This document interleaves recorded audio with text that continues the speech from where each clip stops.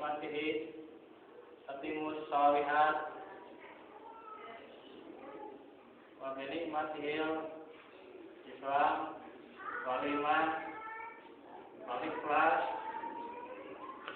Asyhadu an la ilaha illallah wahdahu la syarikalah wa asyhadu anna Muhammadan abduhu wa rasuluh alladzi la nabiyya ba'da. Amma ba'du.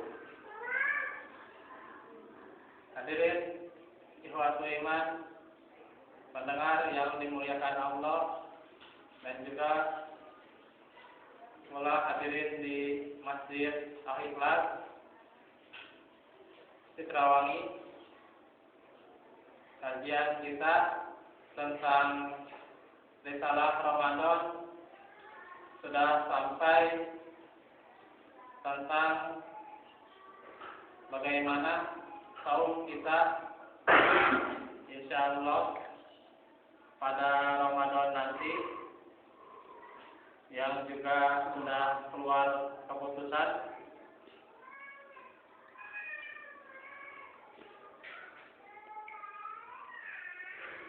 di mana Ramadan kita akan melaksanakan saum, yaitu tanggal 27 Mei 2017, dan tentunya tanggal 26-nya sudah melaksanakan sholat Qiyam Ramadan.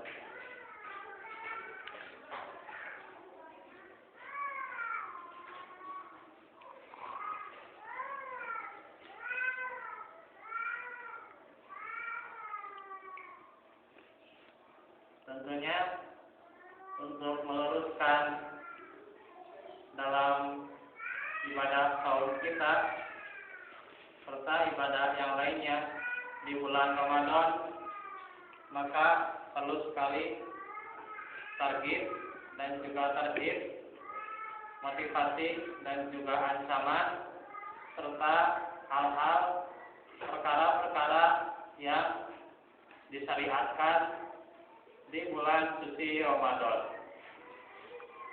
Di antaranya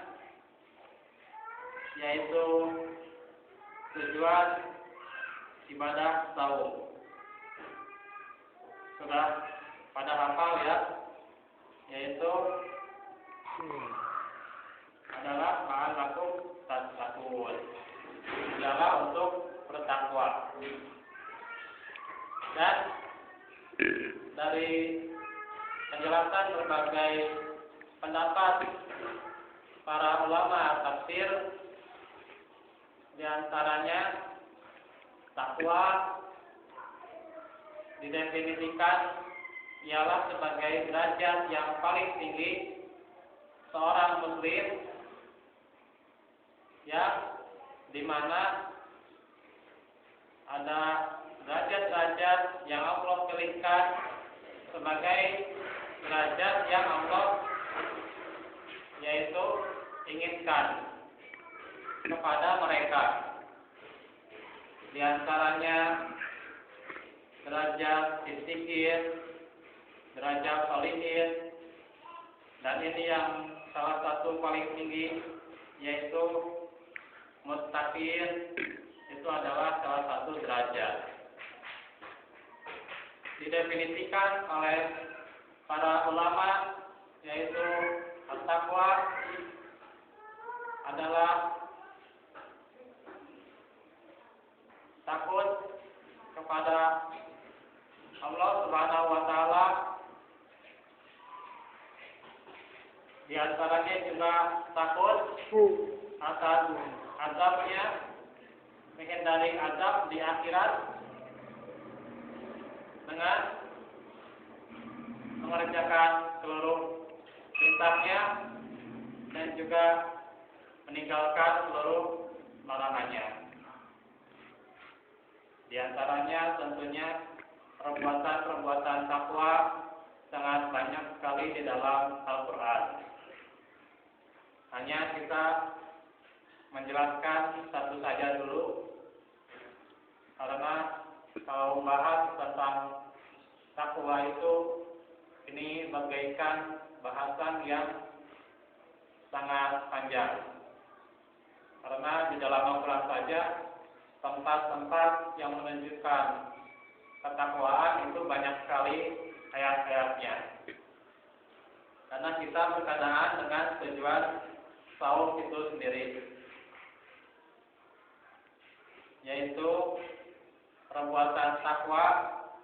Salah satunya yang intinya, kalau kita takut kepada Allah, maka kita meninggalkan maksiat.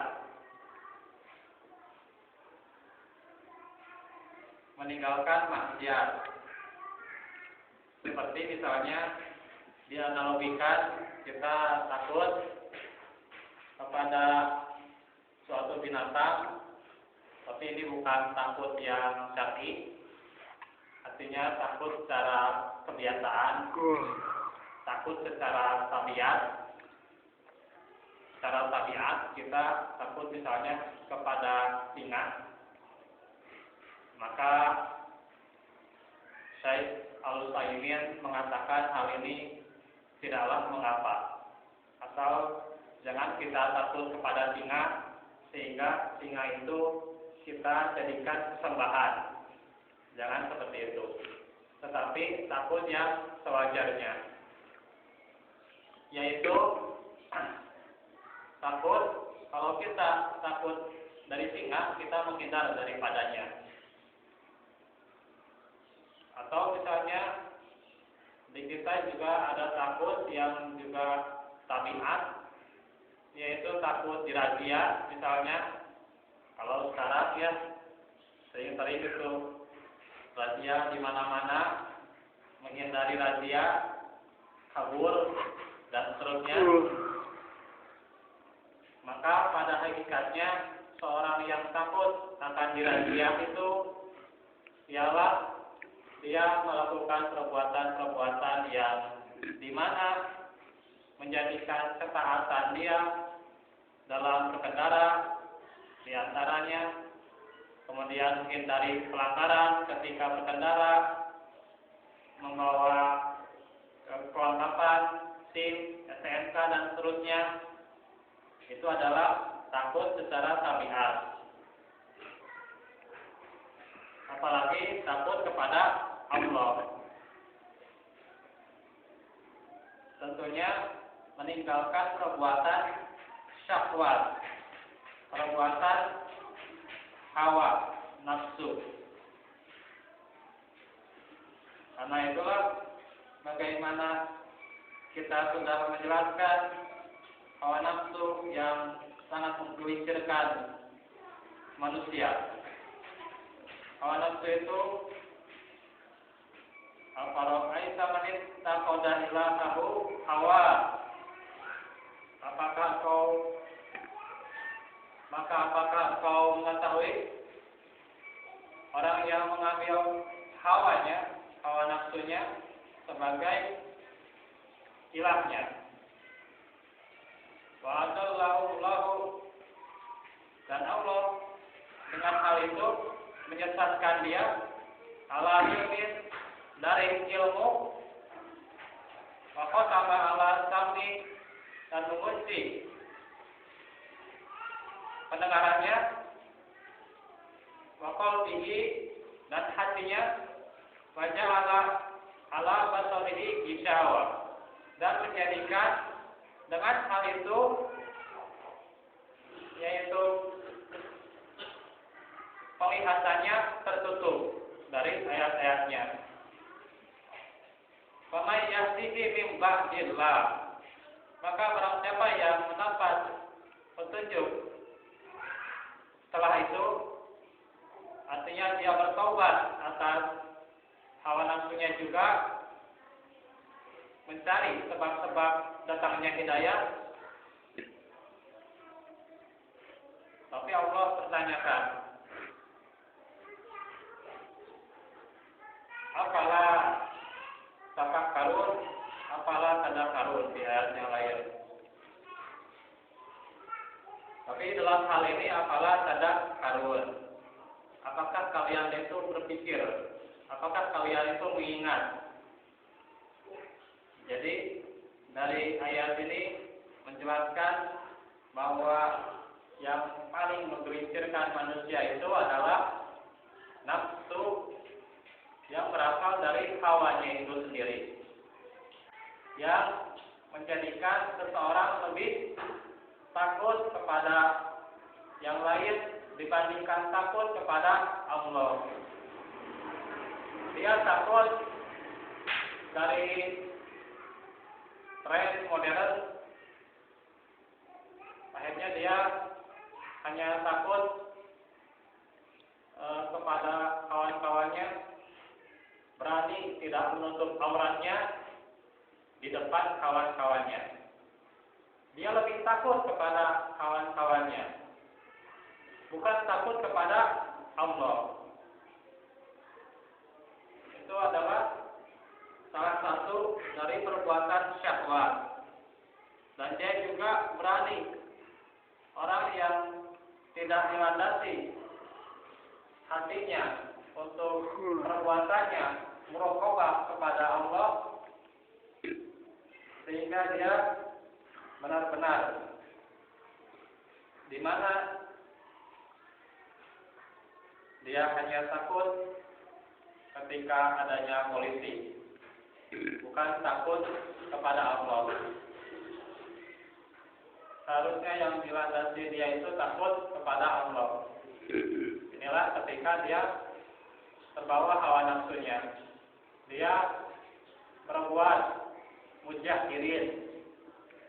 Mujahirin itu adalah perbuatan dosa secara terang-terangan di depan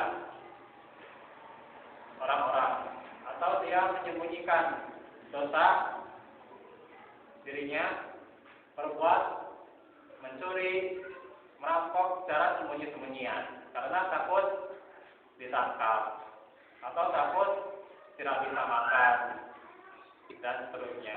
Itulah takut tabiat tapi berlebihan. Ini yang dilarang oleh Allah Subhanahu wa taala. Maka orang yang paling bertakwa, maka dia adalah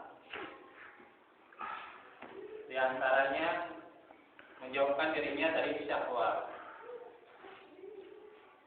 Dan juga setiap manusia hakikatnya tidak terlepas dari kesalahan, tidak terlepas dari yang namanya dosa.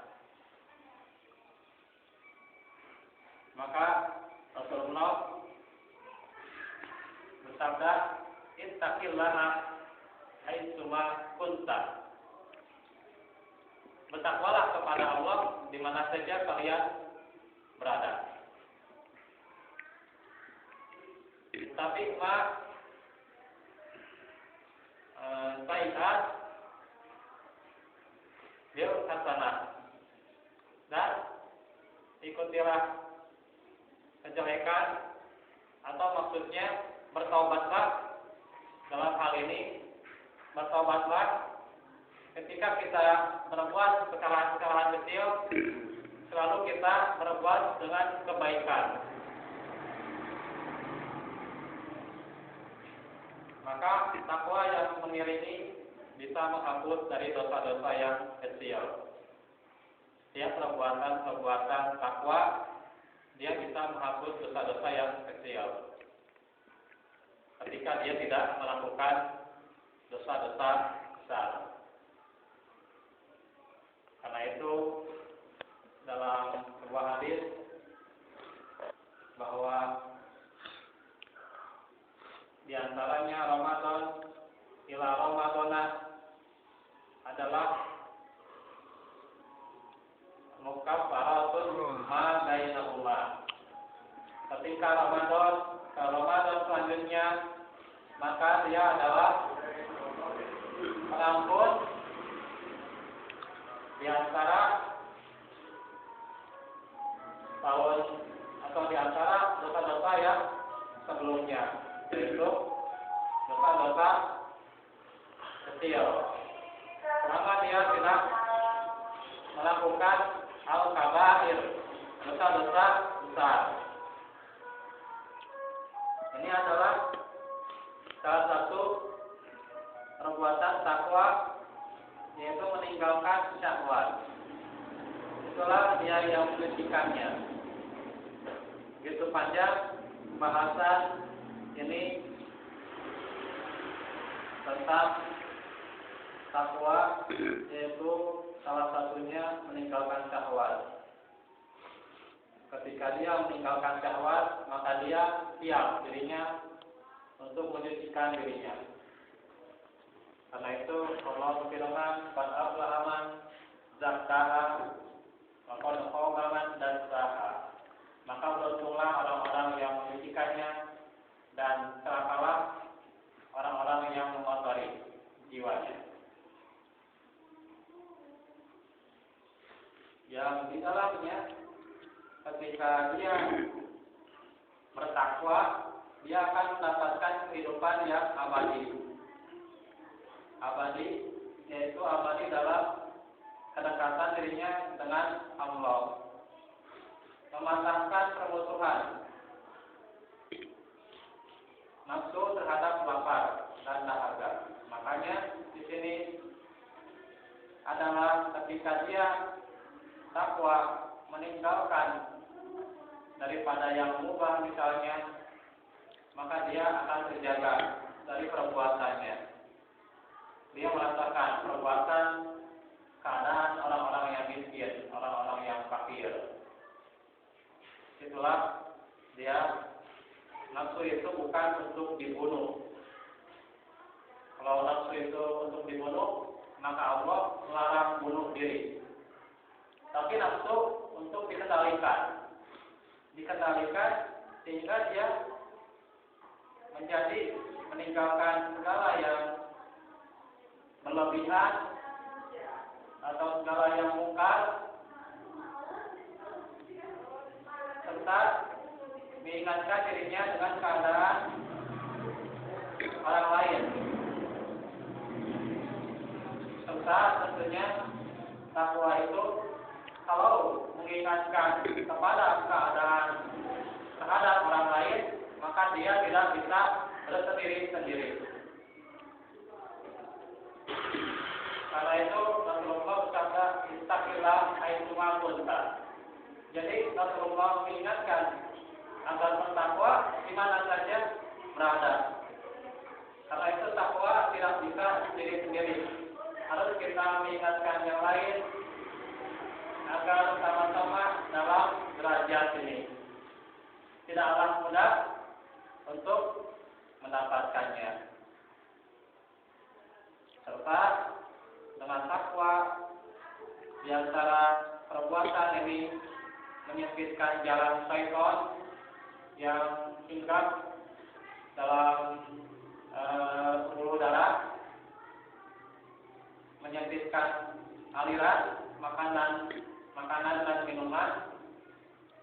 Itulah ketika dia tahu meninggalkan makanan, minuman, serta berhubungan dan apa-apa yang membatalkan pahalanya serta membatalkan saumnya, maka itulah dia saum untuk Rabb semesta alam, sehingga itulah yang membedakan dengan amal-amal yang lainnya. Dan juga dia juga meninggalkan amalan-amalan yang dicintai, karena dia cinta kepada Allah. Sehingga kalau dia misalnya cintai, maka dia dengan rela ikhlas meninggalkan sesuatu apa yang dibencinya, apalagi kepada Allah.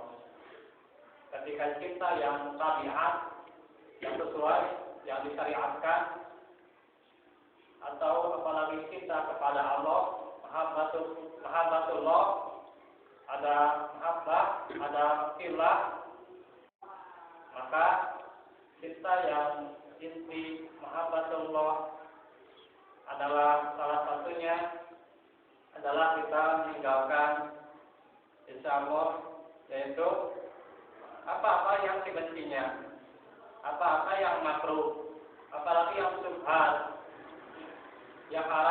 tentunya kita tinggalkan dari hal-hal yang tidak disukai Allah.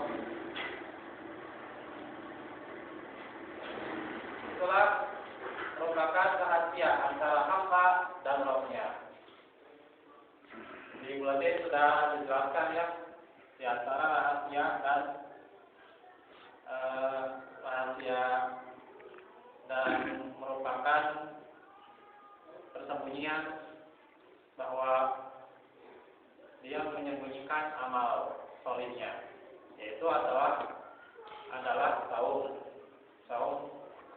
Seseorang tidak hanya dia itu saum, tidak boleh hanya ikut-ikutan, tidak boleh datang ikut-ikutan, tapi dia saum karena Allah.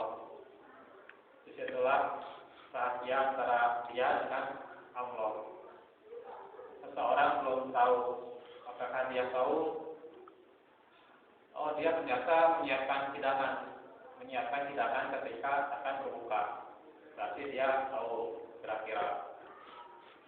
Tapi itu pun baru perkiraan. Kalau manusia hanya sekedar melihat yang nampak, yang zahir, yang kelihatan, tapi kalau hatinya tidak bisa. Nah itu di antara saum itu rahasia Allah dengan hambanya. Langsung Allah akan membalasnya. Dan itulah benih-benih ketakwaan. Sebab para hamba mungkin bisa mengetahui bahwa ia meninggalkan hal-hal yang membatalkan secara nyata. Tapi kalau keadaan dia ketika meninggalkan sesuatu karena Allah, maka tak seorang pun mengetahuinya. Itulah hakikat tahu. Jadi hakikat tahu ketika dia meninggalkan hal-hal yang tidak Allah suka, maka itulah dari hakikat tahu itu sendiri, yang dimana adalah dia meninggalkan dari mengerjakan kewajibannya, padahal dia itu orang yang beriman, yang diperintah dan juga dilarang, mempunyai potensi untuk menjadi manusia yang bertakwa, maka dia benar-benar dia saumnya itu karena Allah, dan dia meninggalkan pelanggaran karena Allah. Ketika dia meninggalkan sesuatu karena Allah, setelah hakikat saum, menahan tidak hanya badan dan juga mulutnya saja, tapi semuanya anggota tubuhnya meninggalkan dari yang tidak Allah suka, karena dia juga meninggalkan makanan dan juga minuman, jima juga, apalagi yang tidak disukai Allah. Itulah dari hakikat tahu. Masih ada beberapa menit, lumayan satu paragraf. Dan juga petunjuk Rasulullah dalam tahu. Di sini banyak sekali di antara petunjuk Rasulullah dalam melaksanakan tahu. Di antaranya kita menyebutkan beberapa saja karena waktu yang sempit, karena maghrib juga sudah lebih 40-an.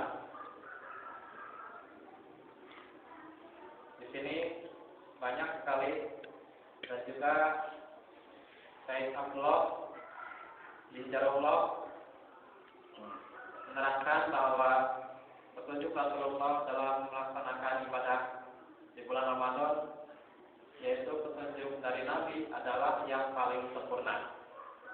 Tidak ada yang bisa manusia atau makhluk bisa menyamai Nabi. Sekalipun dia malaikat, tidak bisa menyamai Nabi Shallallahu Alaihi Wasallam. Dan dia yang paling mengena, paling sesuai dengan tujuan, dengan maksud, serta mudah penerapannya dalam berbagai halnya. Itulah perbuatan Nabi yang selalu memudahkan. Ketika suatu perkara, masalah diselesaikan, Nabi itu orang yang paling memudahkan. Tidak seperti kita yang selalu menyulitkan. Nah itu kebiasaan. Karena dengan kata-kata idealisme atau kata-kata yang logisme, sehingga semuanya dipikirkan dengan akal, dengan ingin ideal, padahal dirinya tidak menunjukkan dari perbuatan yang dirinya itu seperti yang dia katakan, sehingga idealismenya menentang dari syariatnya. Nah itulah ketika dia menggunakan idealisme, logisme, ya sebenarnya bagus sebenarnya ketika kita mencari manusia yang ideal, tapi harusnya kita sesuaikan dengan syariat yang Allah turunkan. Jangan menurut syariat idealisme yang yaitu idealismenya bukan dari Allah, tapi adalah dari barat, atau idealisme dari misalnya ekonomi sosial yang tidak sesuai dengan Al-Quran maupun Sunnah. Inilah petunjuk Rasulullah yang dituntutkan. Di antaranya Rasulullah menuntutkan kita bahwa saum itu dibuka sebelum kita melaksanakan ibadah saum, yaitu kita harus sahur. Di antaranya makan sahur. Rasulullah bersabda, "Tasahharu fa inna fis sahuri barokah." Makan sahurlah kalian, sesungguhnya di dalam sahur itu terdapat barokah. Bahkan barokah dalam sahur itu ketika dia dalam waktu sempit untuk sampai ke waktu subuh, dia hanya punya beberapa menit sebelum subuh, maka dia hanya sekedar minum saja, maka itu sudah barokah. Itulah sifat daripada barokah. Sebutul khair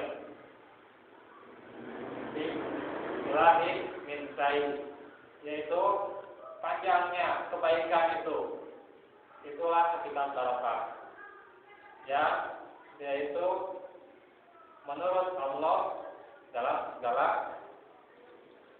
perkara, dalam segala perbuatannya. Jadi diperhitungkan apakah hal ini bermanfaat atau tidak, hal ini baik atau tidak. Kalau baik, manfaat, mendatangkan maslahat sesuai dengan petunjuk Rasulullah, maka itu adalah barokah. Dan juga Rasulullah bersabda, "Istainu bi ta'amit sahuri ala siyamin nahari wa baqiyu rasin nahari ala siyamin laili." Bantulah kekuatan fisikmu untuk sahur di siang hari dengan sahur, dengan makan sahur. Sangat penting sekali makan sahur ini. Dan untuk sholat malamnya dengan tidur siang. Disitulah lebih utama ketika sahur itu diakhirkan.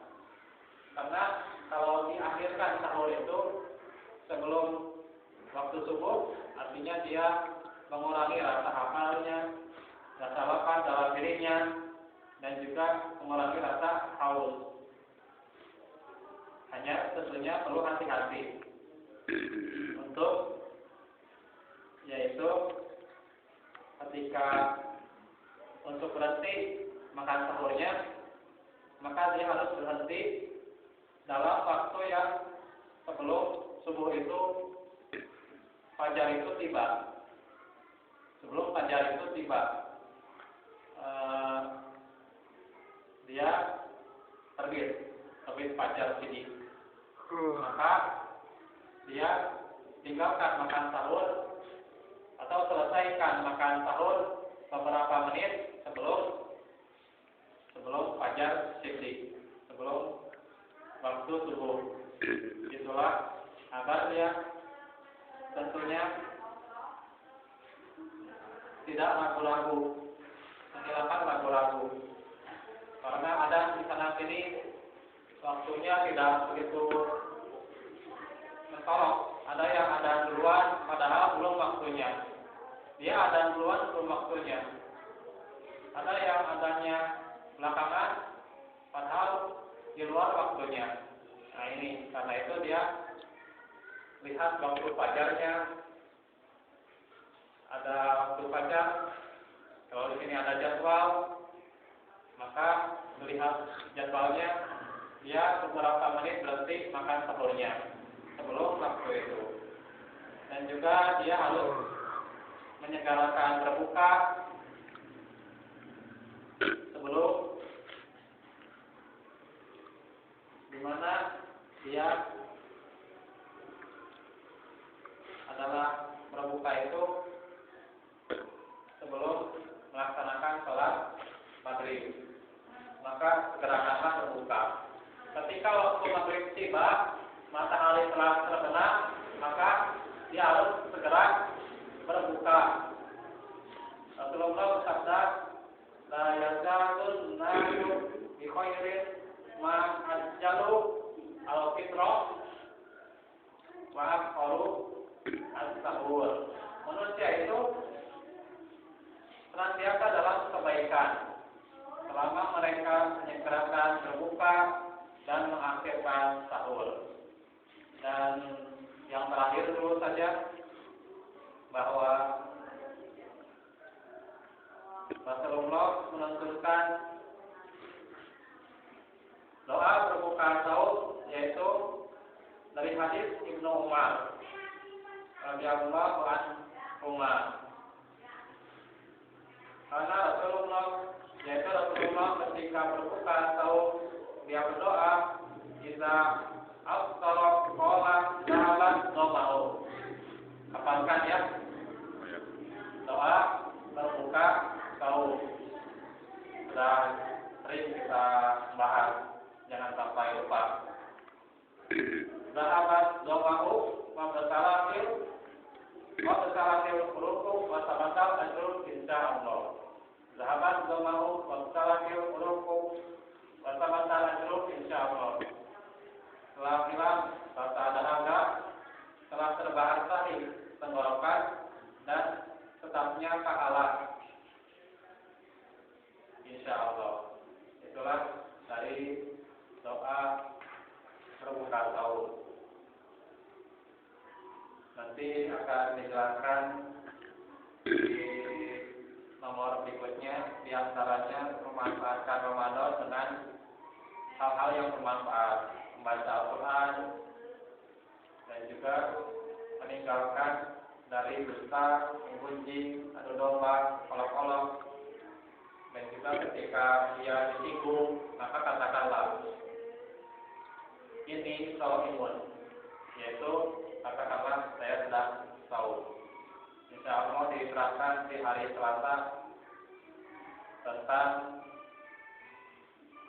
syariat dari Rasulullah, petunjuk Rasulullah tentang ibadah-ibadah di bulan Ramadan di hari Selasa tanggal 30 Mei 2017 ya.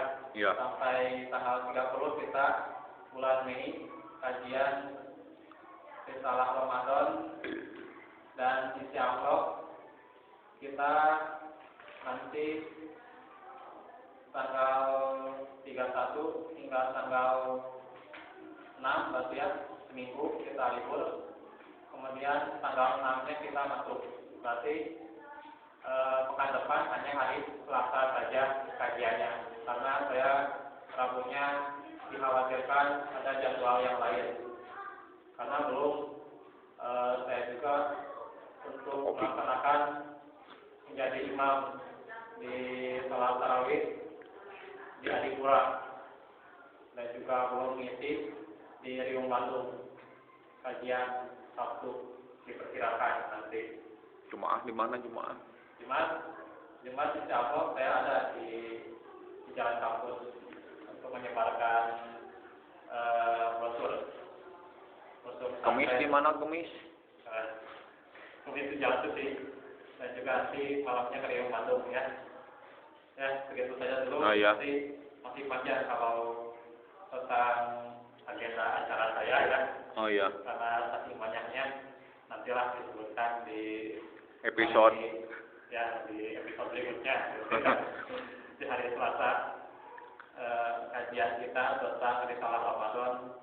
Jadi hari Selasa kita kaji lagi lanjutan ini dan juga nanti tentang buletin di hari Selasa itu tentang ini, berarti pekan berikutnya adalah tentang buletin supaya tentunya yang ini bisa terbahas terlebih dahulu.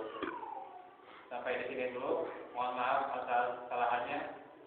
Semoga bermanfaat dan juga kita bisa melalui hari-hari kita di bulan Ramadan, yaitu kita selalu menanam benih-benih ketakwaan dan kita menjadi tumbuh menjadi cikal bakal pribadi yang Allah harapkan, pribadi yang selalu dirinya selalu dekat dengan Allah Subhanahu wa taala.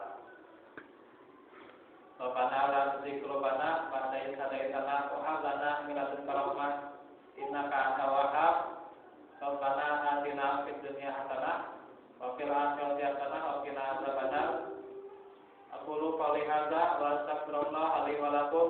Wassalamualaikum warahmatullahi wabarakatuh. Waalaikumsalam warahmatullahi wabarakatuh. Ya episode nu kasabaraha itu?